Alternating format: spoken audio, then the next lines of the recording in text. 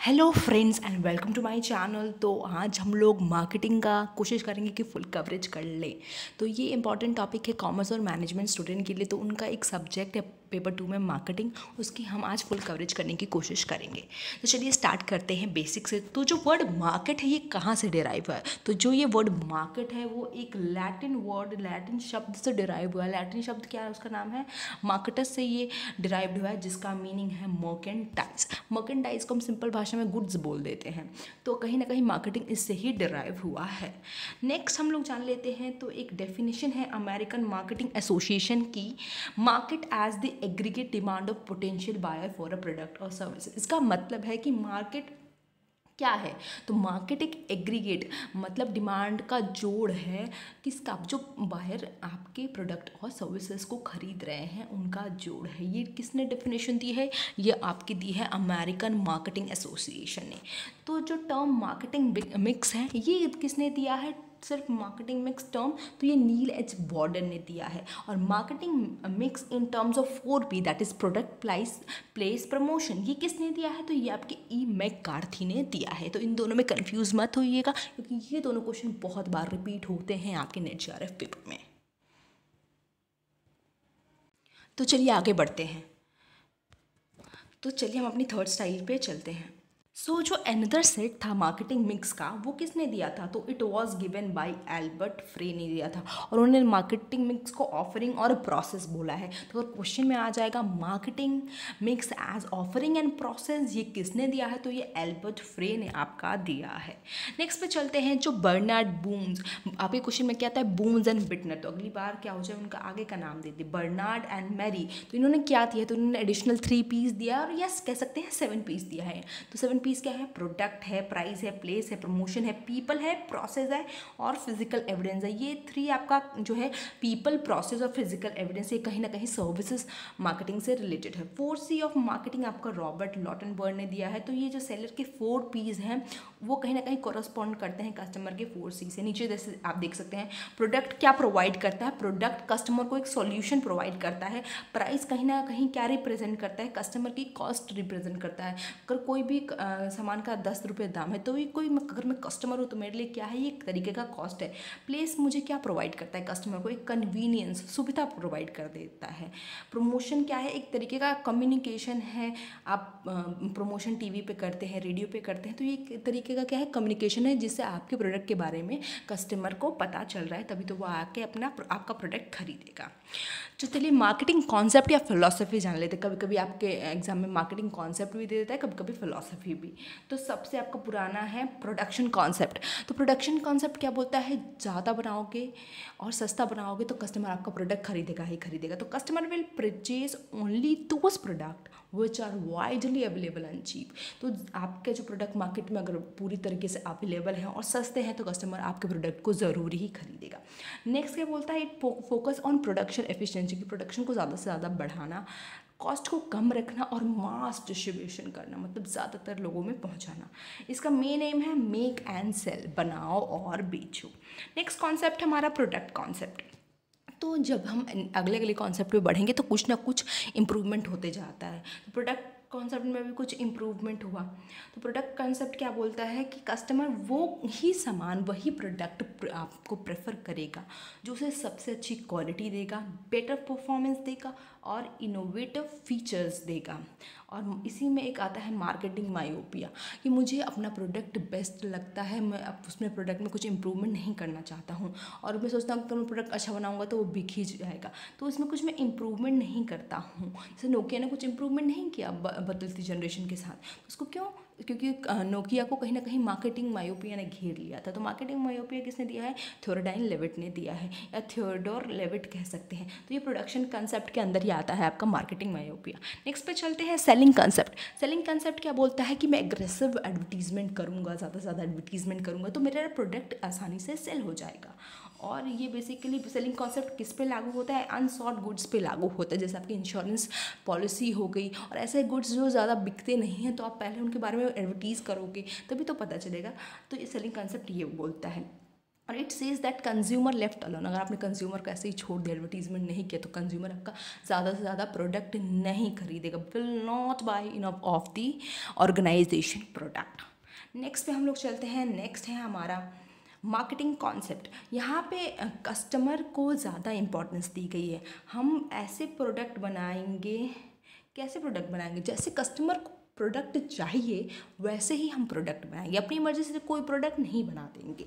Customer यहाँ पे कहीं ना कहीं किंग होता है।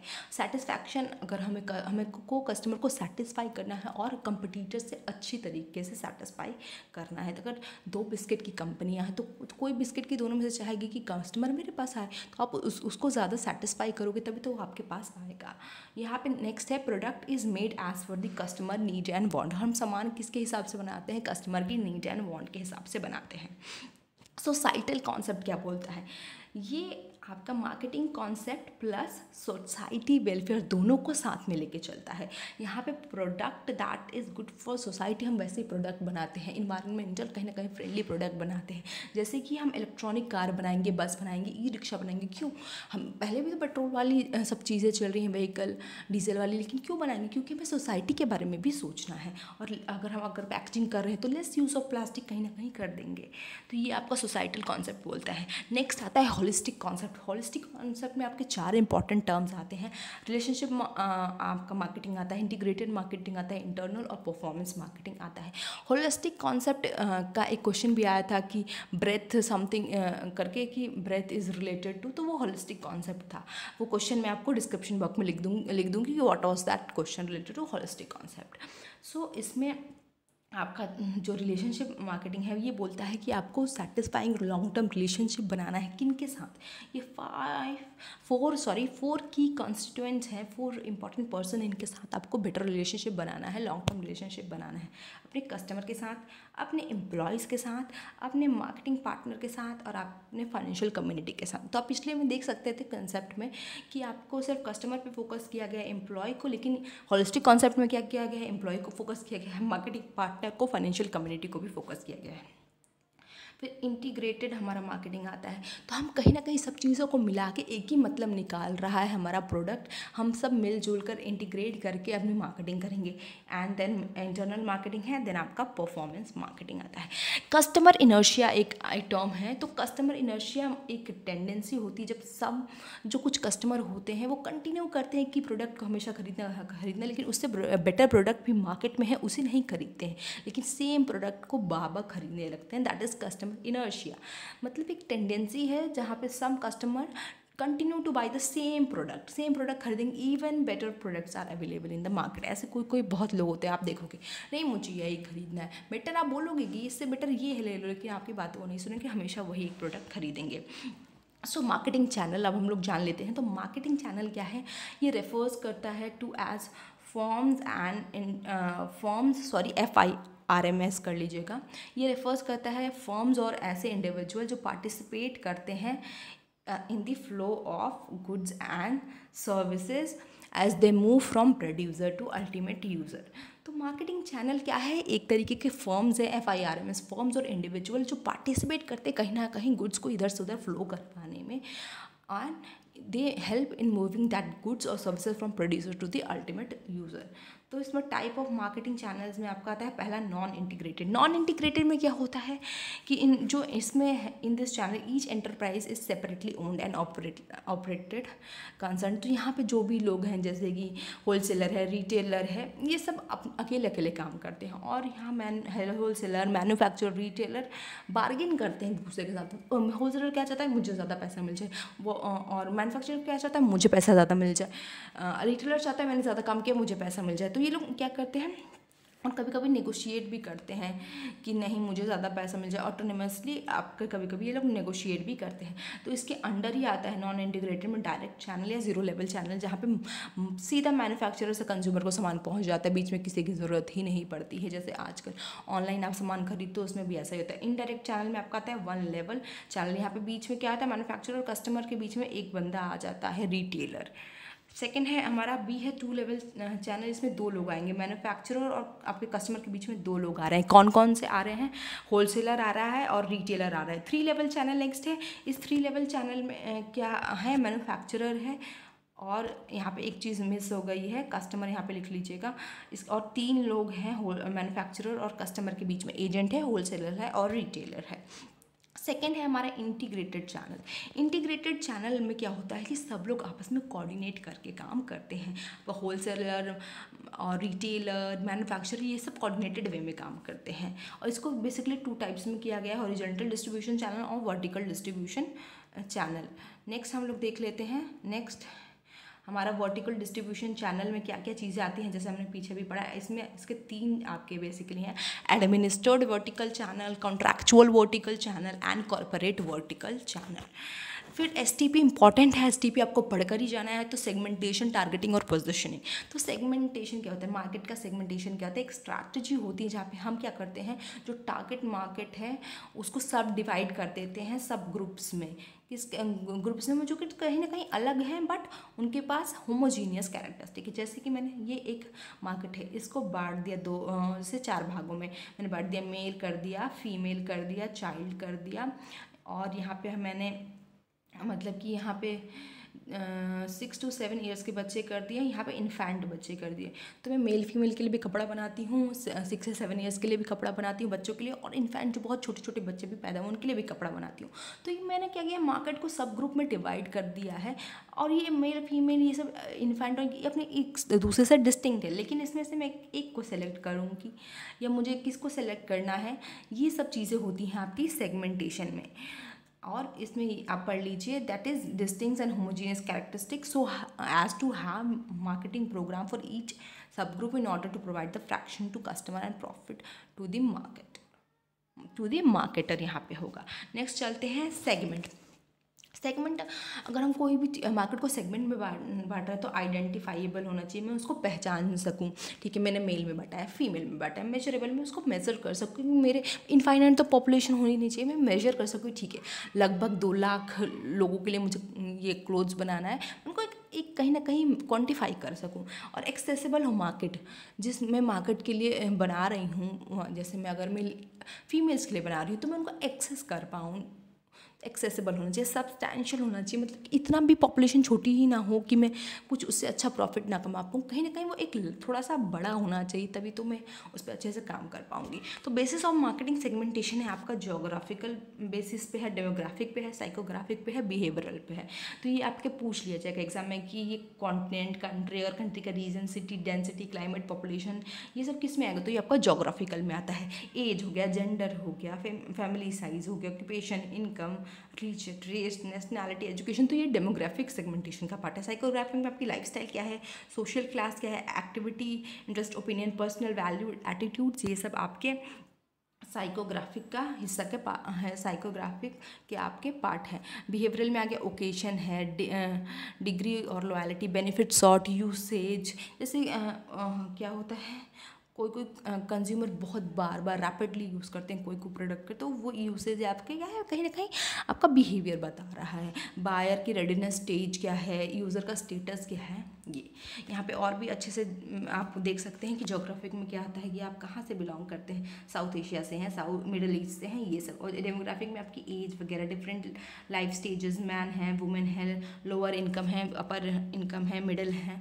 साइकोग्राफी में आपकी ये भी आता है, पूछा जाता है कि बिलीवर्स, ड्राइवर्स, मेकर्स और थिंकर्स कौन से सेगमेंटेशन का पार्ट है, तो ये साइकोग्राफिक सेगमेंटेशन का पार्ट है। बिहेवियरल में बेनिफिट आपका शॉर्ट, पैटर्न्स, यूजेस, रेट आ जाता है। सेगमेंटेशन और मार्केटिंग स्ट्रैटेजी हम लोग जान लेते हैं। तो सेगमेंटेशन और मार्केटिंग स्ट्रैटेजी आपकी अनडिफरेंशिएटेड मार्केटिंग स्ट्रैटेजी आती है, मतलब कि मैंने मार्केट को, पूरे मार्केट को एक माना है। जैसे कि टाटा सॉल्ट सबके लिए नमक बनाते हैं, वो डिफरेंशिएट नहीं करता है मेल, फीमेल, चाइल्ड और ये सब। तो अनडिफरेंशिएटेड का आपका यही मतलब एग्जांपल है बेस्ट टाटा सॉल्ट, या कोई शुगर ले लीजिए। डिफरेंशिएटेड मार्केटिंग स्ट्रैटेजी, यहाँ पे क्या होता है, different product for different segment. यहाँ पे अलग प्रोडक्ट बना रही हूँ अलग सेगमेंट के लिए, जैसे मैं मेल के लिए अलग क्लोथ्स है, फीमेल के लिए अलग क्लोथ्स है, बच्चों के लिए अलग क्लोथ्स है। कंसंट्रेटेड स्ट्रैटेजी, ये मतलब यहाँ पे ये होता है कि पूरे मार्केट पे फोकस नहीं करना है, लेकिन मार्केट के एक पार्ट पे अच्छी तरीके से फोकस करना है। जैसे जॉनसन एंड जॉनसन है, ये बच्चों के लिए सोप बनाती है, शैम्पू बनाती है, एक्सेट्रा। देखिए यहाँ पे अच्छे से समझ लेंगे आप लोग। अनडिफरेंशिएटेड मार्केटिंग में क्या होता है, ये पूरा जो है whole marketing with one offer, एक प्रोडक्ट से हम ये पूरे मार्केट को कवर कर रहे हैं, जैसे टाटा सॉल्ट ने कवर कर लिया। डिफरेंशिएटेड और सेगमेंटेड, देखिए अनडिफरेंशिएटेड को एग्जाम में मास मार्केटिंग करके भी आ सकता है, तो उसका सेम मतलब है। डिफरेंशिएटेड और सेगमेंट मार्केट कहते हैं मैंने मार्केट को बहुत सारे हिस्सों में बांट दिया, जैसे मेल फीमेल में बांट दिया है, और मैं सबके लिए अलग अलग तरीके के प्रोडक्ट्स बना रही हूँ। मेल के लिए मेल वेयर, फीमेल के लिए फीमेल वेयर, जो बच्चे हैं उनके लिए बच्चे के क्लोथ्स बना रही हूँ। कंसनट्रेटेड और नीश में क्या होता है, मैं एक वन और फ्यू सेगमेंट पे फोकस कर रही हूँ। माइक्रो मार्केटिंग में आपके दो पार्ट होते हैं, लोकल मार्केटिंग और इंडिविजुअल मार्केटिंग। लोकल मार्केटिंग में क्या, मैं जो अपने नेबरहुड और स्पेसिफिक स्टोरी इन सब पे फोकस कर रही हूँ, और इंडिविजुअल मार्केटिंग में वन पर्सन पे फोकस कर रही हूँ। देखो यहाँ पे जो आपका अनडिफरेंशिएट मार्केटिंग है वो ब्रॉडली फोकस करता है, फिर जाते जाते यहाँ पे माइक्रो मार्केटिंग तक कहीं ना कहीं नैरोली फोकस करने लगता है, टारगेट करने लगता है। टारगेटिंग क्या होता है, सेगमेंटेशन के बाद का स्टेज होता है आपका टारगेटिंग। तो यहाँ पे क्या होता है, organization with the help of various marketing plans and scheme target their product. बहुत सारी जो आपकी स्कीम्स हैं या प्लान्स है उससे आप टारगेट करते हो अपने सेगमेंट को, that is your targeting. Next है पोजिशनिंग। पोजिशनिंग आपकी लास्ट स्टेज है और ये टारगेटिंग के बाद आती है, और लास्ट स्टेज है किसका, सेगमेंटेशन, टारगेटिंग और पोजिशनिंग स्टेज का आपका लास्ट है। पोजिशनिंग मतलब क्या होता है कि कोई भी ब्रांड चाहता है कि मैं कस्टमर के दिमाग में छा जाऊँ, उसको अगर कोई भी प्रोडक्ट लेना है तो पहले मेरे कंपनी का ही नाम है। अगर तो मुझे सॉल्ट लेना है तो सबसे पहले मेरे दिमाग में टाटा है, तो टाटा ने ऐसी पोजिशनिंग हमारे दिमाग में कर रखी है। तो ब्रेन में आपकी या माइंड में पोजिशनिंग जगह बनाना, that is positioning. Product decision में आपके टाइप्स ऑफ गुड्स आते हैं, तो क्लासिफिकेशन जो ये दी है, कन्वीनियंस गुड्स, शॉपिंग गुड्स और स्पेशलिटी गुड्स, किसने दी है, प्रोफेसर मेल्विन टी कॉपलैंड ने दी है। वो कहाँ के प्रोफेसर हैं, हार्वर्ड बिजनेस स्कूल के। तो कन्वीनियंस गुड क्या होता है, जो ईजिली हम रोज़मर्रा में खरीदते हैं और हम एक बार भी उतना ज़्यादा सोचते नहीं हैं इसको खरीदने से पहले, और ज़्यादा कॉस्ट भी ये इन्वॉल्व नहीं करती, जैसे सॉल्ट, शुगर और टूथपेस्ट। आपको टूथपेस्ट लेना है तो आप हमेशा कोलगेट का लेते हो तो कोलगेट का जाके ले लोगे, ज़्यादा सोचोगे नहीं। सॉल्ट में भी आप ज़्यादा सोचोगे नहीं। शॉपिंग गुड्स में क्या होता है कि आपको शॉपिंग करने से पहले, इसमें मतलब कि आपका कन्वीनियंस गुड से ज़्यादा पैसा लगता है, लेकिन स्पेशलिटी गुड से कम पैसा लगता है।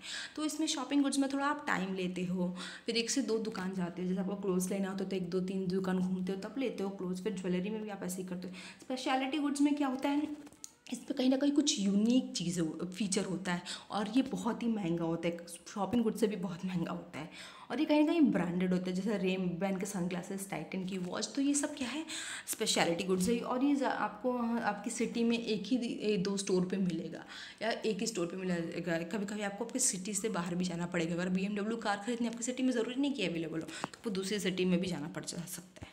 नेक्स्ट है ब्रांड पर्सनालिटी। क्या होती है, जब आप किसी प्रोडक्ट को किसी पर्सन की पर्सनालिटी के साथ जोड़ के देखने लगते हो, दैट इज़ ब्रांड पर्सनालिटी। देखिए अगर किसी ने डिज्नी का कोई प्रोडक्ट यूज़ कर रहा है, डव कोई साबुन यूज़ कर रहा है, तो हम क्या उसको मानेंगे, वो सिंसियर है। रेड बुल पी रहा है कोई बंदा, तो हम कहेंगे कि ये एक्साइटमेंट से ये बंदा भरा हुआ है। प्रोडक्ट वो जो यूज़ कर रहा है उसको देख के हम उसको पर्सनालिटी बताने लग जाएंगे। नाइकी का कोई शूज़ पहना है, MTV चैनल देख रहा है, तो हम बोलेंगे ये जो बंदा है या बंदी है एक्साइटमेंट से भरी हुई है। अगर वो अमेज़ॉन यूज़ कर रहा है, गूगल यूज़ कर रहा है, तो ये कहीं ना कहीं कॉम्पिटेंस बंदा है। सोफिस्टिकेशन है, एप्पल BMW है, तो कहीं ना कहीं सोफिस्टिकेशन। रगडनेस कैसे है, अगर वो कोई जीप टिम्बरलैंड के प्रोडक्ट यूज़ कर रहा है, तो कहेंगे ये इसका जो पर्सनालिटी कैसी है, रगडनेस वाली है। तो कंज्यूमर बिहेवियर के प्रोसेस क्या इंक्लूड करते हैं, नीड रिकॉग्निशन, इसको हम लोग प्रॉब्लम रिकॉग्निशन के नाम से भी जानते हैं। फिर इंफॉर्मेशन सर्च आता है, फिर इवैल्यूएशन ऑफ अल्टरनेटिव्स आता है, फिर परचेज डिसीजन आता है, फिर पोस्ट परचेज बिहेवियर आता है। तो नीड रिकॉग्निशन, कंज्यूमर बिहेवियर क्या होता है कि पहले मैं नीड रिकॉग्नाइज करूँगी कि मुझे क्या प्रोडक्ट चाहिए। फिर मैंने अपनी नीड रिकॉग्नाइज की, मुझे एक क्लोथ चाहिए और कैसे चाहिए, वेडिंग में पहनने के लिए चाहिए। फिर मैंने उस पर इन्फॉर्मेशन सर्च की कि मेरे सिटी में कहाँ कहाँ मुझे ये ऐसी अच्छी क्लोथ मिल सकती है वेडिंग के लिए, और कॉस्ट भी जिसका कम आए मिले। फिर मैं उसको इवैल्यूएट करूँगी, फिर देखूँगी यार जो दूर है 2 किलोमीटर दुकान मेरे घर से, वो बेस्ट है जो मेन मार्केट में पड़ती है। फिर मैं उसे खरीदूंगी, और जब मैं घर पे आ जाऊंगी तो या तो जो मैंने प्रोडक्ट खरीदा है उससे मैं बहुत खुश होंगी, या कहीं ना कहीं मैं सोचूंगी यार थोड़ा और दूर चली जाती, 10-15 किलोमीटर कहीं और सस्ता मिल जाता, अच्छा मिल जाता, तो या तो मैं सेटिस्फाई होंगी, तो यहाँ तो मेरे दिमाग में कॉग्निटिव डिसोनेंस आ जाएगा, अरे यार दूर ही चली जाती, मुझे ये प्रोडक्ट महंगा पड़ गया। कहीं ना कहीं मेरे दिमाग में डिसोनेंस की फीलिंग भी आ सकती है।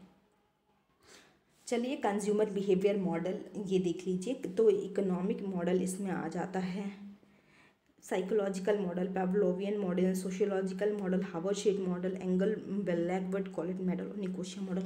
ये बहुत ही इंपॉर्टेंट टॉपिक है कंज्यूमर बिहेवियर मॉडल का, आपको ये पढ़ के जाना पड़ेगा, क्योंकि Howard-shade, angel Blackbird collet model और निकोशिया मॉडल से ज़रूर क्वेश्चन आते हैं, और इकोनॉमिक मॉडल से भी आ जाता है। तो अपने इकोनॉमिक्स में कैसे हम कंज्यूमर का बिहेवियर होता है तो हम लोग पढ़ते थे ना, इंडिफरेंस कर्व से और सब भी वेरियस मॉडल से, तो ये सब आपका इकोनॉमिक्स मॉडल में आता है। तो चलिए हम लोग जान लेते हैं टाइप्स ऑफ बाइंग बिहेवियर और types of buying decision.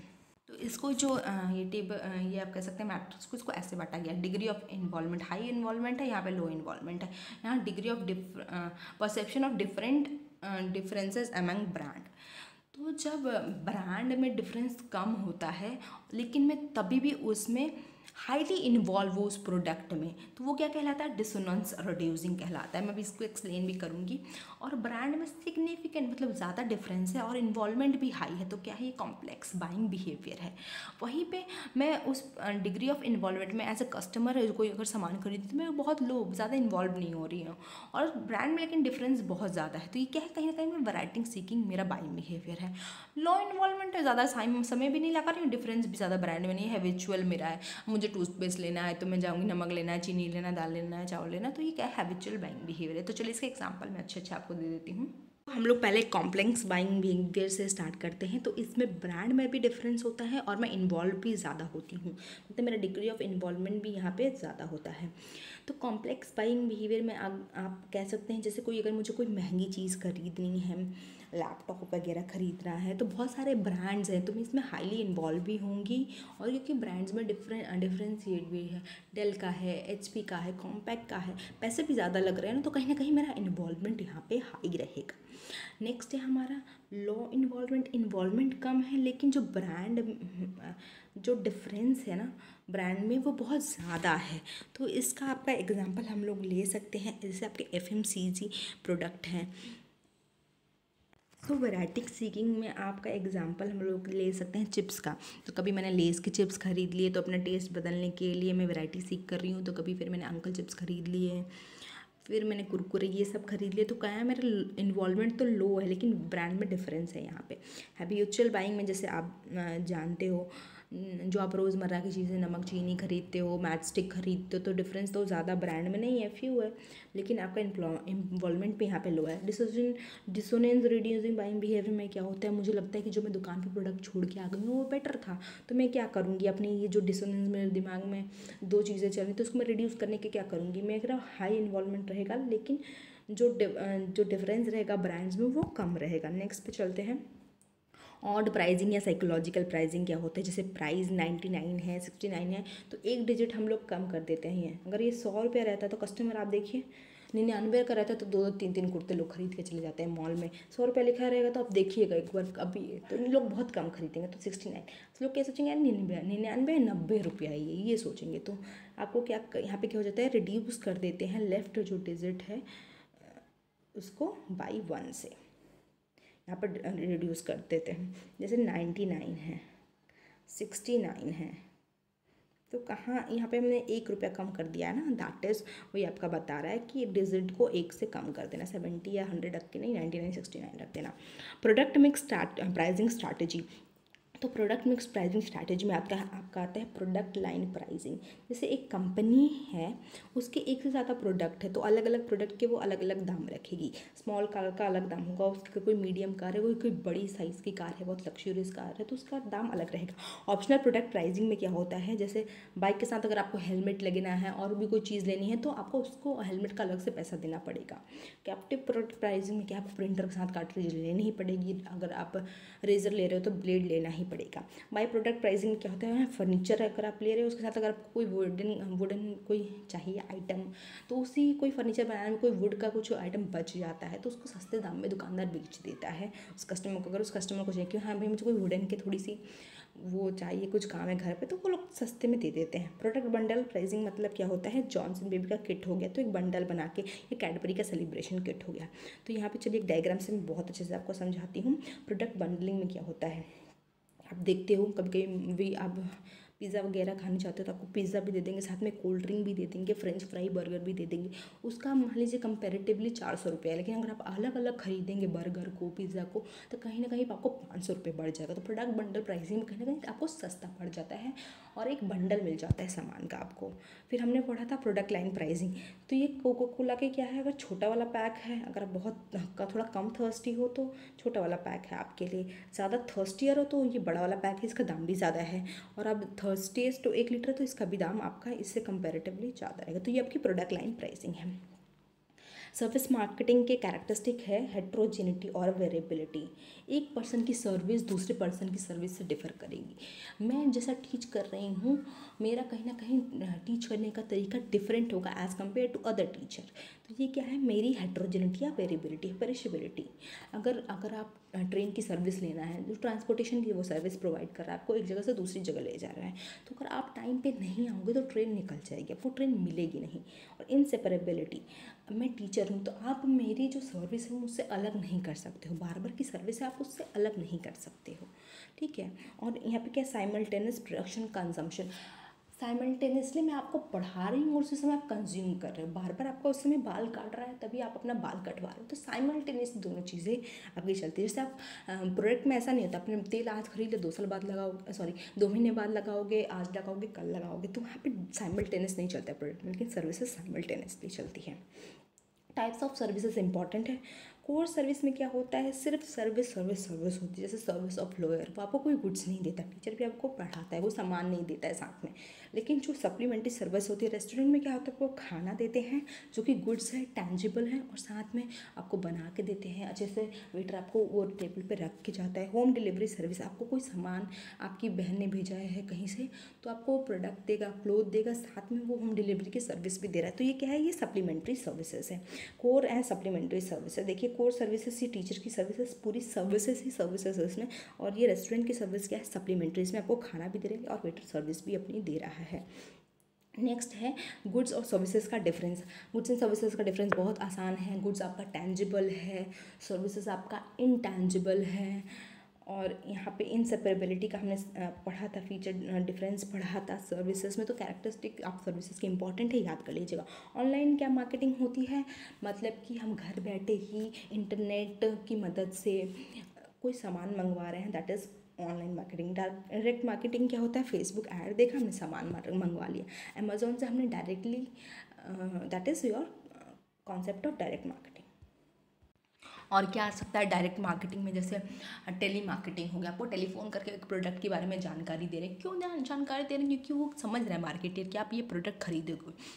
Direct marketing में क्या होता है कि आप स्कूल के बच्चे हो तो आपको डायरेक्टली फ़ोन करके बोलेंगे कि ये स्कूल का ड्रेस हमारे पास अवेलेबल है, तो सिर्फ आपको डायरेक्टली फ़ोन कर रहे हैं, सब जगह प्रचार वगैरह करके पूरी जनता को नहीं बता रहे। तो डायरेक्टली सिर्फ एक पर्सन पे फोकस करना, उस पर्सन को कहीं ना कहीं वो फेसबुक पे ऐड दिखाना, अमेज़ॉन पे ऐड दिखाना, जिसको हमें लगता है कि ये बंदा ये या बंदी प्रोडक्ट खरीदेगा, तो उसको डायरेक्टली मार्केट करना, ये ईमेल करके मैसेज करना, that is your part of direct marketing. LOHAS क्या होता है, लोहास बेसिकली कंज्यूमर होते हैं, वो क्या परचेज़ करते हैं, ग्रीन प्रोडक्ट। वो महंगा भी है तभी भी वो प्रोडक्ट खरीदेंगे। क्यों, क्योंकि वो लोहास की कैटेगरी में आते हैं और वो ग्रीन प्रोडक्ट खरीदना चाहते हैं। इसको मैं डिटेल में भी आपको बताती हूँ। सो ग्रीन प्रोडक्ट बेसिकली वो प्रोडक्ट होते हैं जो आपकी सोसाइटी के लिए, इन्वायरमेंट के लिए अच्छे होते हैं। लोहास का फुल फॉर्म आप लोग लिख लीजिएगा, लाइफस्टाइल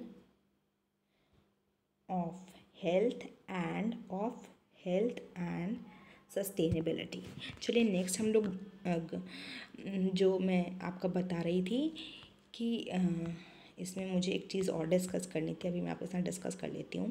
तो तो मुझे रूरल मार्केटिंग डिस्कस करनी थी। तो रूरल मार्केटिंग क्या होती है, गांव में जब हम लोग मार्केटिंग करते हैं, दैट इज़ रूरल मार्केटिंग।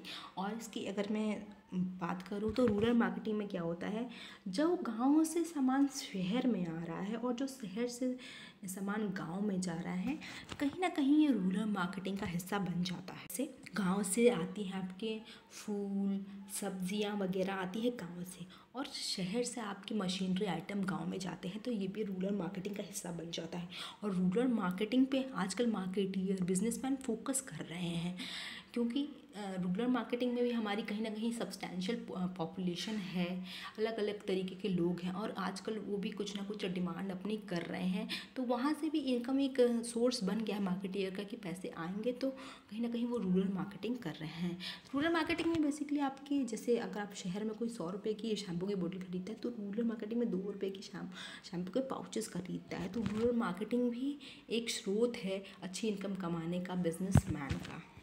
तो होप आपको समझ में आया होगा ये सारी टॉपिक्स। कोई भी डाउट है ask me in the comment section. Till then bye bye, have a nice day ahead.